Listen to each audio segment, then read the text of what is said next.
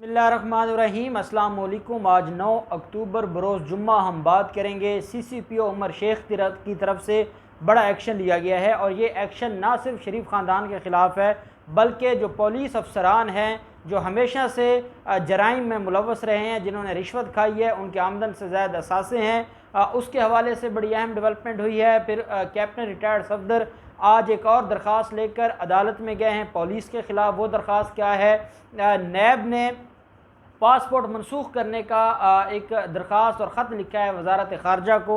नवाज शरीफ के हवाले से बड़ी अहम डेवलपमेंट्स हैं, सारी की सारी मैं आपके साथ शेयर करूँगा। पहले हम बात कर लेते हैं उमर शेख CCPO लाहौर ने जो मुकदमात हैं शरीफ ख़ानदान और नून लीग की क़यादत के ख़िलाफ़, उनकी अब सरबराही ख़ुद संभाल ली है और उनके लिए GIT तश्कील दे दी है। और मैंने आपको बताया था कि उमर शेख ने शरीफ ख़ानदान और नून लीग की क़यादत के ख़िलाफ़ जो मुकदमे हैं उनका सारा रिकॉर्ड तलब कर लिया है और उसमें मॉडल टाउन केस भी है। मॉडल टाउन केस में क्योंकि अभी उनकी GIT का मामला लाहौर हाई कोर्ट में पेंडिंग है, दोबारा केस फिक्स नहीं हुआ, तो मैं इंशाल्लाह 1-2 दिन में आपको मॉडल टाउन केस के ऊपर भी बताऊंगा कि CCPO उमर शेख ने उसमें क्या डेवलपमेंट्स लेके आए हैं और वो क्या करने जा रहे हैं। तो जो बगावत और गद्दारी का मुकदमा दर्ज हुआ था नून लीग की क़यादत के ख़िलाफ़, उसकी तफ्तीश के लिए, क्योंकि आपने देखा मोहम्मद ज़ुबैर और अता तारड़ पहुंच गए थे थाने और इन्होंने हरासा करने की कोशिश की पुलिस वालों को, SHO को, और जो तफ्तीशी अफसरान थे उनको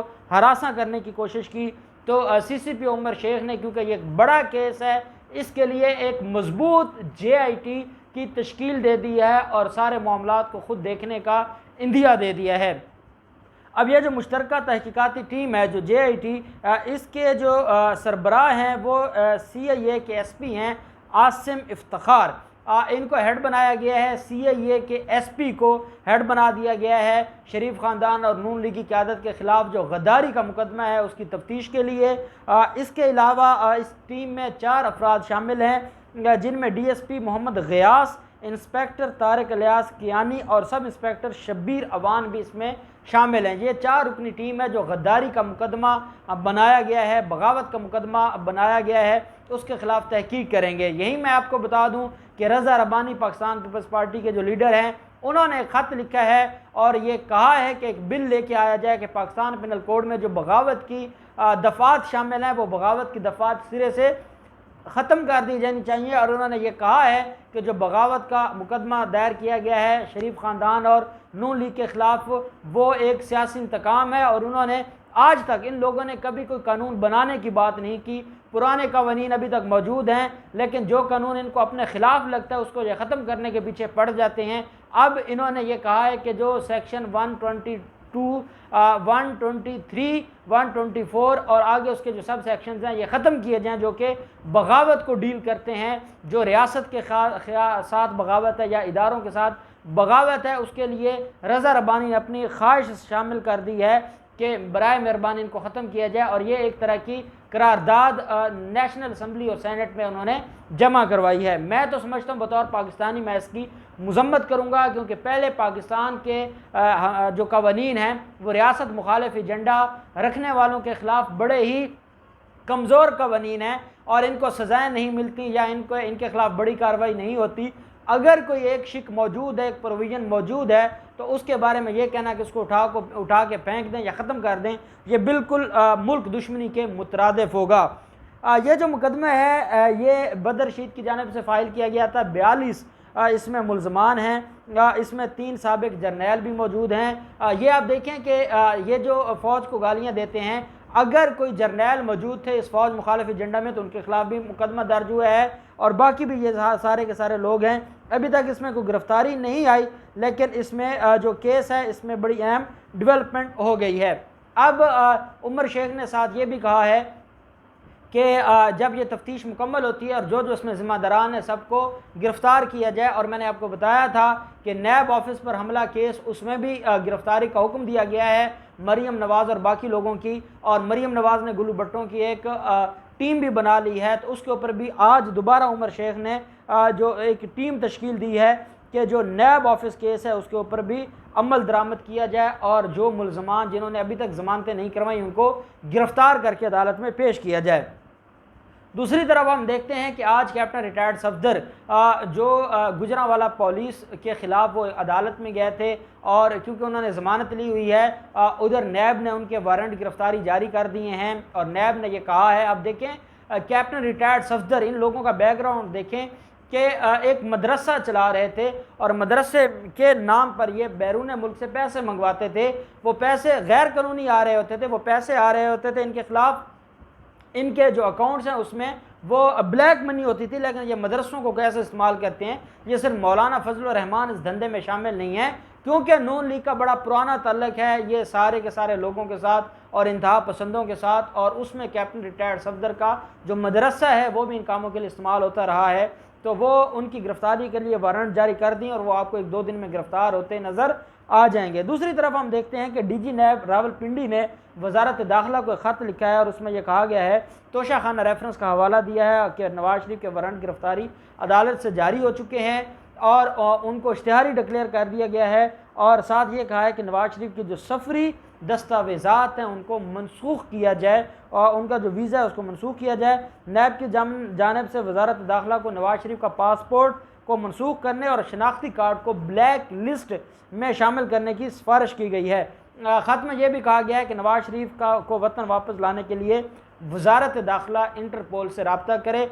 अब ये असल काम होता है कि नैब ने थ्रू प्रॉपर चैनल एक ख़त लिख दिया है। अब वजारत दाखिला के पास ये इख्तियार है कि जब उनको कोई इन्वेस्टिगेशन अथॉरिटी ख़त लिखती है या उनको रिक्वेस्ट भेजती है कि इंटरपोल के ज़रिए मुलज़िम को वापस बुलाया जाए, जो कि कई केसेस में मुजरिम है, उनको वापस बुलाया जाए और कई अदालतों से वो इश्तिहारी हैं, मफरूर और भगोड़े हैं। तो नैब ने यह ख़त लिख दिया और नैब ने यह कहा है कि उनको हर हाल में वापस बुलाया जाए, उनको सारे के सारे जो मामलात हैं इसके ऊपर देखा जाए कि आया जो नवाज शरीफ बैरून मुल्क एक्टिविटीज़ कर रहे हैं वो मुल्क दुश्मन हैं, वो रियासत दुश्मन है, वो पाकिस्तान मुखालिफ हैं। ऐसे शख्स को पाकिस्तान में लाने के लिए अपनी कोशिशें तेज़ करना होंगी, इसके अलावा और कोई चारा नहीं है। मरीम सफदर ने जो बात की है या जो मरीम सफदर कह रही हैं वो बिल्कुल गलत है। मरीम सफदर बेसिकली इदारों को बदनाम कर रही हैं, लेकिन वो ये समझती हैं कि शायद वो कोई कौम की या मुल्क की खिदमत कर रही हैं। वो जो कहना चाहती हैं वो कौम समझती है और कौम उनके जो अल्टीरियर डिज़ाइन है वो भी समझती है, उनकी बैड इंटेंशन को भी समझती है, और यही वजह है कि कौम अब उनके मज़ीद बहकावे में नहीं आएगी। दूसरी तरफ जो CCPO लाहौर हैं, CCPO लाहौर ने एक ख़त लिखा था पहले IG पंजाब को और उसमें यह कहा था कि जो DSP लेवल के अफसरान हैं उनके ट्रांसफ़र का इख्तियार मुझे दिया जाए ताकि मैं बतौर हेड ऑफ़ लाहौर पुलिस अपनी मर्ज़ी से लोगों को लगा सकूं, और जो बंदा काम सही नहीं करता उसको एटलीस्ट इतना तो डर हो कि अगर हमने उमर शेख की बात ना मानी तो वो हमें ट्रांसफ़र कर देंगे और मैं इनसे जो कानूनी काम है वो ले सकूं। उसके बाद एक ख़त लिखा और उसमें यह कहा, और ये 2 दिन पहले ख़त लिखा गया, जो बड़ी अहम बात है उनमें यह कहा गया उमर शेख की तरफ से कि जो पुलिस है इसके जो सज़ाओं का कंसेप्ट है वो बिल्कुल आर्मी जो सज़ाएँ हैं उसके मुताबिक कोर्ट मार्शल हो और इनकी अलग से सिस्टम हो और इनको सज़ाएँ दी जाएँ ताकि कोई भी पुलिस फोर्स में रहते हुए करप्शन का और बदउनवानी का सबब ना बने और वो इस तरह के जो मुख्तलिफ जराइम हैं उसका हिस्सा ना बने और उसमें वो मुलव्वस ना हो। और इसके ऊपर ख़त लिखा और कहा कि कानून साजी होनी चाहिए कि पुलिस फोर्स से तल्लुक़ रखने वाले लोग जो क्राइम में मुलव्वस हों उनका कोर्ट मार्शल किया जाए। और उन्होंने मिसाल दी कि जैसे फ़ौज में ये चीज़ें हैं और बड़ा डिसिप्लिन है, तो जब तक ये हम इस तरीके की सज़ाएं पुलिस में लेकर नहीं आएंगे डिसिप्लिन नहीं आ सकता। आज उन्होंने एक नया ख़त लिखा है और उसमें यह कहा है कि जो DSPs हैं और SHOs हैं उस समेत दीगर पुलिस अफसरान से असासाजात की तफसीलात तलब कर ली हैं। उमर शेख ने लाहौर के जो DSPs SHOs हैं उनको ख़त लिखा और उनको कहा है कि वो अपने असासाजात की रिपोर्ट दें और साथ IB को और बाकी खुफिया अदारों को, स्पेशल ब्रांच को, इंटरनेशनल ब्यूरो को एक दरख्वास्त लिखी और उनसे ये कहा है कि लाहौर रीजन में जो अफसरान हैं, जो DSPs हैं, SHOs हैं, उनके जो असासाजात हैं वो उनकी डिटेल दी जाए और बताया जाए कि उनकी जो तनख्वाह है उस तनख्वाह से कितनी उनका असासे कितने ज़्यादा हैं, किस किस ने क्या क्या बनाया हुआ है, किस किस के नाम कितने बड़े। आपको याद होगा पिछले दिनों हैदराबाद एक पुलिस अफसर थे, एसपी थे CIA के, उनके नाम पर जो असासा जात हैं वो 7 अरब से तजावज़ कर गए थे। तो उमर शेख ने ये दरख्वास्त की है IB से और स्पेशल जो ब्रांच है उससे कि मुझे डिटेल दी जाए ताकि जिस अफसर के आमदन से ज़्यादा असासा जाते हैं उसके ख़िलाफ़ इंक्वायरी हो, उसके ख़िलाफ़ केस हो और उसको हर हाल में कानून के शिकंजे में लाया जाए और उनके ख़िलाफ़ कार्रवाई हो।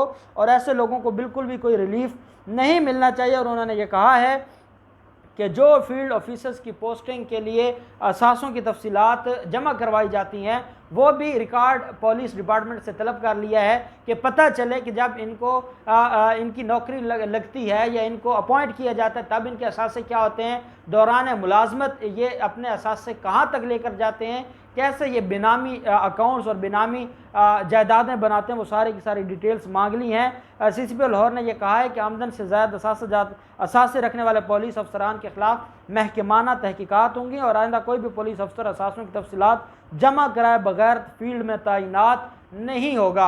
मैं समझता हूँ जो उन्होंने बात की थी कि पुलिस फोर्स में लाहौर की पुलिस आपको न्यूयॉर्क की पुलिस लगेगी और उसमें रेवोल्यूशन लाने की बात की थी, तो उसकी तरफ एक कदम शुरू कर दिया है उमर शेख ने। और यही वजह है कि जो शरीफ माफिया है वो खौफजदा है और वो डर रहा है और वो ये समझ रहा है कि अब उनके जो आज़ादी के दिन थे वो ख़त्म हो गए। जो उनको शहबाज शरीफ के दौर में जो आज़ादियाँ थीं वो अपनी मर्ज़ी से जो चाहते थे वो करते थे, वो आज़ादियाँ अब ख़त्म हो रही हैं। और यही बात आज कैप्टन रिटायर्ड सफदर ने की है अदालत के बाहर। उन्होंने ये कहा है कि पुलिस खुद चाहती है कि यह हुकूमत चेंज हो, क्योंकि शहबाज शरीफ आ जाएंगे तो जो इनकी तनख्वाहें 60,000 से वो 1 लाख कर जाएंगे, इसलिए पुलिस चाहती है कि वो आ जाएं।